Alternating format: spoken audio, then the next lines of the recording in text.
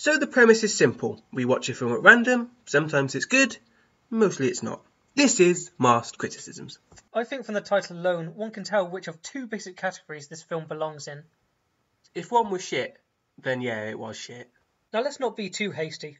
Back to the Beach is a comedy film from the 1980s that spoofs surfer pictures from the 60s. It follows two old film stars that return to the seaside to relive their glory days and embarrass the hip kids.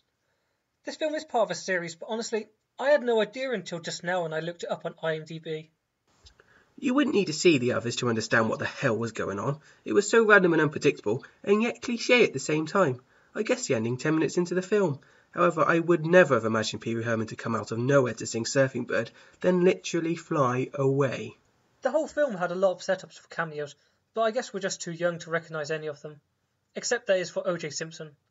Not the filmmaker's fault, I mean they couldn't have guessed he'd kill his wife. But it really did date this film.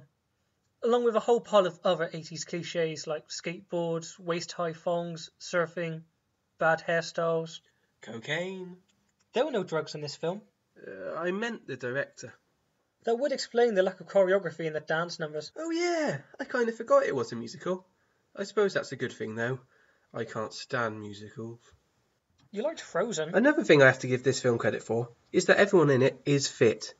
Not the main family, granted, but everyone else is fuckable.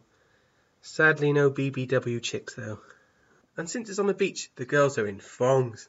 I'm not usually a fan of those really long 80s thongs, but some of those chicks, man. My main problem with the characters is that they were all wannabes. The punks were supposed to be intimidating. They looked like pantomime Sex Pistols. What it all comes down to is an outdated film laughing at even more outdated films.